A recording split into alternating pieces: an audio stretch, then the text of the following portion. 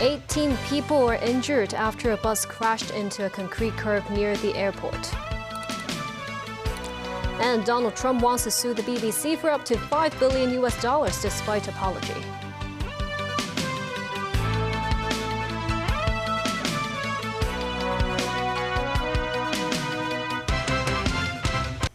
At least 18 people suffered mild injuries after a city bus crashed into a concrete curb near the Hong Kong International Airport's Terminal 1. This as authorities arrested the driver on suspicion of dangerous driving. Timothy Lee has the details. The incident took place near the airport's Terminal 1 on Cheung Hong Road at around 3 p.m. today, when a city bus traveling on the A12 route was suspected to have lost control and crashed into a curb. The vehicle's windshield was shattered, with several parts of the bus seen strewn across the road. A number of signs on the road were also damaged.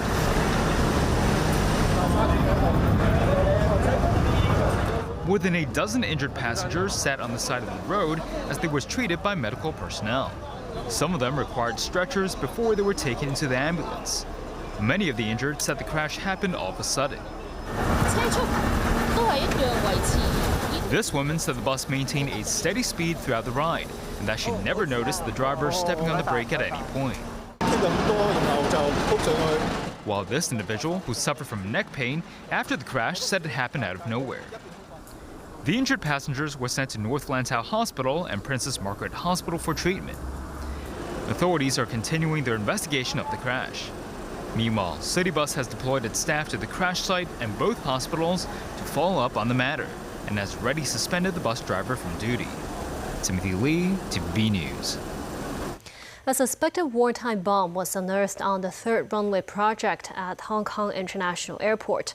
The bomb was detonated in the late afternoon with no impact on flights.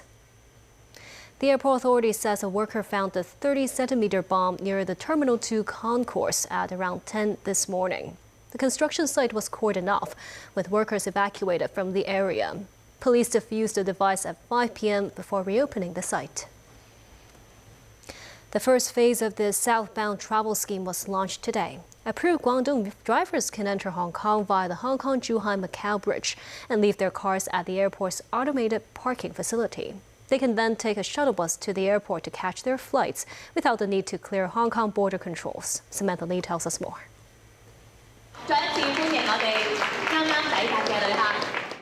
The Park and Fly automated car park welcomed its first batch of cross-border users this morning.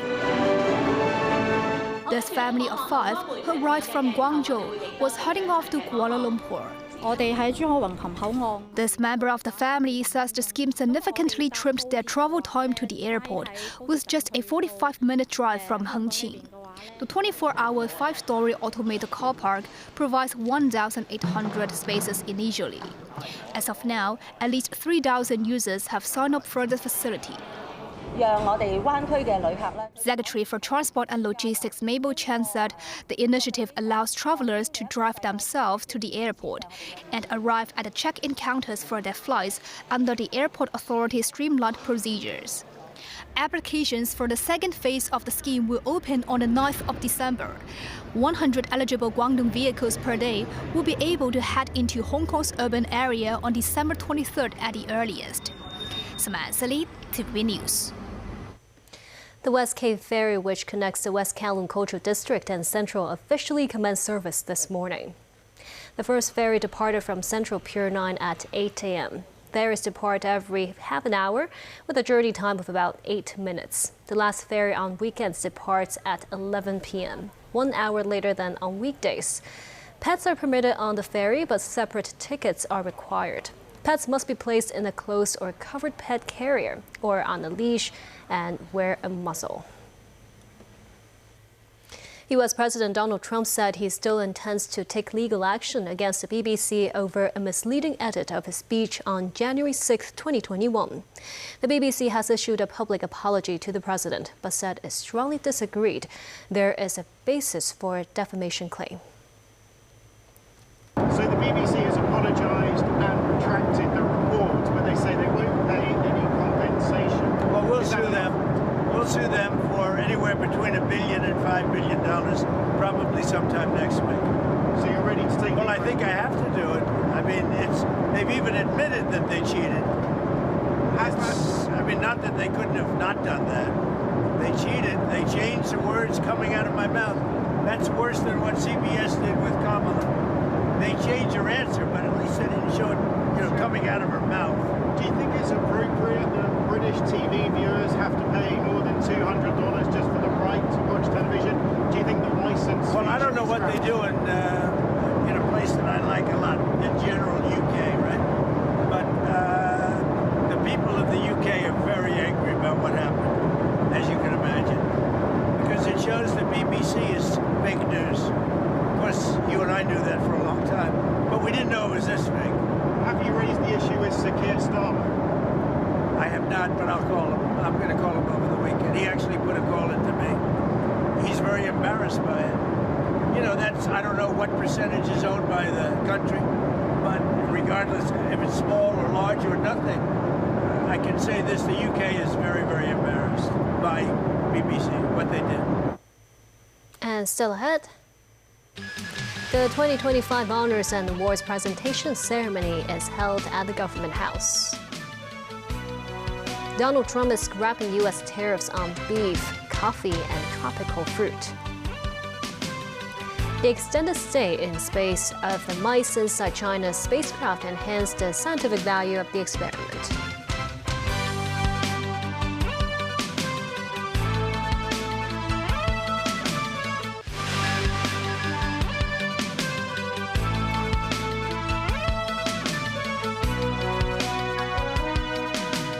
Welcome back.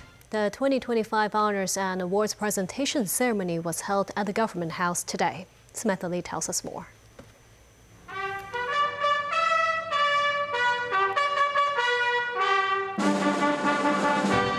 Chief Executive Johnny presented the honors and awards to the attending recipients on Saturday morning. The Grand Bauhinia Medal was awarded to the founder of the Hong Kong Economic Times, Lawrence Feng Xiupo, the founder of Glorious Sun Group, Charles Yuan Chung Kam, and the former chairman of the Hospital Authority, Dr. Leung Chi-yan. 金紫荊星章 20 people received the Gold Bauhinia Star, including Secretary for Justice Paul Lam Ting Kok and Executive Council member Dr. Lam Ching Choi. 銀紫荊星章 The former Commissioner of Customs and Excise Louis Ho Pui Shan and Legislative Councillor Tony Che Wai Chun were among 29 Silver Bauhinia Star recipients. The former Director of Government Logistics Carson Chan, who was set to receive the Silver Bauhinia Star, will not be included as an honoree until an investigation into the water supply contract scandal reaches a conclusion. Samantha Lee, TVB News. Beijing has reminded mainland citizens to avoid traveling to Japan in recent days, owing to escalating tensions between the two countries. This after Beijing criticized Japanese Prime Minister Sanai Takaichi for her recent comments on Taiwan as being provocative. Mainland authorities have also reminded Chinese citizens currently based in Japan to increase their safety awareness. Kowloon News said the measure could be aimed at targeting Japan's tourism sector. Meanwhile, Hong Kong Security Bureau said it has updated its Amber outbound travel alert against Japan. U.S. President Donald Trump announced he is scrapping U.S. tariffs on beef, coffee, tropical fruits, and a broad swath of other commodities. Daniel Rao tells us more. U.S. President Donald Trump's administration released an executive order to eliminate so-called reciprocal tariffs on some agricultural products to ease rising prices. Coffee and tea, tropical fruits and fruit juices, cocoa and spices, bananas, oranges and tomatoes, beef and some fertilizers have been exempted from reciprocal tariffs. Duties already collected will be refunded. The new exemptions mark a sharp reversal for Trump. They come with Democrats having won a string of victories in state and local elections in Virginia, New Jersey and New York City, where affordability was a key topic. Speaking aboard Air Force One as he flew to Florida hours after the tariff announcement was made, Trump conceded his policies may have contributed to rising consumer prices, but stressed they have helped fill U.S. government coffers. You said that tariffs do not increase prices for consumers, but now you're lowering tariffs. I didn't say they don't. I say they may in some cases, but To a large extent, they've been borne by the country. As an example, we have virtually no inflation, and yet we've taken in hundreds of billions of dollars. Meanwhile, the US Commerce Department has launched an anti-dumping review targeting Italian pasta, claiming it sold below market prices. This could lead to a 92% duty on top of an existing 15% tariff from the Trump administration. News of the potential 107% tariff has sent shockwaves through Italy, where 13 producers will be subject to the whopping levy. They say sales of their second biggest export market would shrivel if prices to American consumers more than double. And while the measure would hardly prompt pasta shortages, it has still perplexed US importers. Pasta's a pretty small sector to pick on. I mean, there's a lot bigger things to pick on. Pasta shouldn't be one of them. Not food. I mean, I don't know. Cameras. Pick on the cameras. You know, who knows? Real luxury items, but pasta? It's a basic food. Something's got to be sacred.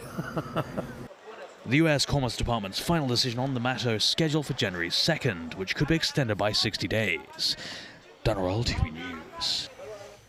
Chinese astronauts returned to Earth on Friday, together with 4 mice, after a stay in orbit that lasted longer than planned because of likely damage caused by debris to their return vehicle. Nasri Karim with more. These mice have gone where no mice have gone before. Hundreds of miles above the Earth in their breeding cage as part of the Shenzhou 21 crew. They spent longer than scheduled in space, but researchers see it as a bonus to see how their bodies adapt to weightlessness and confinement. Here they are back on Earth in Jiuquan, Gansu province, with researchers checking on their condition. The space mice will be compared to this control group of mice who were kept in similar confined capsule on Earth. The mice were monitored around the clock in orbit and adapted to the microgravity environment in a very short period of time, a researcher said. Preliminary analysis showed that the mice ate less but drank more while in the space station. The Shenzhou 20 crew's return was delayed by more than a week after tiny cracks were discovered in the capsule's window. They ultimately returned using the recently arrived Shenzhou 21 spacecraft instead. A total of 46.67 kilograms of experimental samples were brought back to Earth for research in life sciences, materials science, and combustion science. The return capsule of the Shenzhou 21 spaceship, carrying the Shenzhou 20 astronauts Chen Dong, Chen Zhongrui, and Wang Jie, touched down at the Dongfeng landing site in North China's Inner Mongolia Autonomous Region on Friday, safely taking the 3-member crew back home. Following a review, the China Manned Space Agency announced that the Shenzhou 20 spacecraft no longer meets the stringent safety standards required for re-entry. As a result, it will remain in orbit to continue relevant experiments. The next Shenzhou 22 space mission will be launched at an appropriate time, the agency said. Nasri Karim, TVB News. 2 men were arrested on suspicion of vandalizing Legislative Council election campaign posters. The police say the arrestees allegedly damaged 3 posters on railings on the footbridge on Tong Mei Road in Mongkok. They tore down and took away the posters. Police said they will not tolerate any actions intended to sabotage the local election. The government and the theater group organized a national security-themed drama earlier this week to help increase the awareness of the younger generation. Timothy Lee has the story. Held in the Hong Kong City Hall in Central, the launching ceremony and premiere of the National Security Interactive School Drama was attended by some 400 guests, including Secretary for Security Chris Tang and Secretary for Education Christine Choi-Yuk-Lin. Featuring an updated take on Stephen Chow's comedy classic, The God of Cookery, the drama aims to appeal to primary school-aged audiences, featuring national security mascots Andy and the Security Bear. The drama incorporated scenarios that students may encounter in daily life and included interactive elements, allowing youngsters to learn important concepts of national security. Choi said the Education Bureau will continue to collaborate with the Security Bureau to deepen the understanding of safeguarding national sovereignty among the city's youth. Meanwhile, the theater group and the officials took the opportunity to encourage residents to take part in next month's Legislative Council elections. To promote national security knowledge to more young people in Hong Kong, the government has joined hands with a theater group to bring the drama to some 20 schools around the city in the next few months. Timothy Lee, TVB News. A Hong Kong-developed chip named after the city's iconic Lion Rock has officially entered mass production. So Harriet has more. 吃土三星正式交付客户，生点亮全球数据中心。 The newly launched chip, the Lion Rock chip, is the world's first data center management chip based on the RISC-V instruction set, which is the 5th generation of reduced instruction set computing. It features open source code, which could help overcome commercial and political barriers. The product is funded by a family office established by Henderson Land chairman Peter Lee and the Hong Kong Investment Corporation. At the ceremony, Lee said the chip is seen as a key to unlocking the next wave of efficiency revolution in data centers. Another investor, Clara Chan, CEO of the government's Hong Kong Investment Corporation, said that the products represent a breakthrough in core and critical technologies. The research team said they have successfully surpassed the speed of existing chips. With this chip, the data center boot up takes just 1 minute, while it took several minutes, even 10 minutes before. The first client is Hyperfusion Technology, a company spun off from Chinese tech giant Huawei. I refer to the data center management applications. How do I manage the data center? For example, they want to use AI. So how do you use the internal AI engine to monitor the whole data center? That's something new, actually. That's a very new trend in the data center management. The research team hopes to involve more Hong Kong talent in the future, especially on the software engineering side. So what we see in the university, for instance, city universities that we work very close with, they will have a very, very good talent pool there. So we are utilizing those talents and provide a local design, local produce products to fulfill the local use case. The company also indicated that it will consider the plan for public offering in Hong Kong in the future. Sakarib, TVB News. And that's the news. Thank you for watching.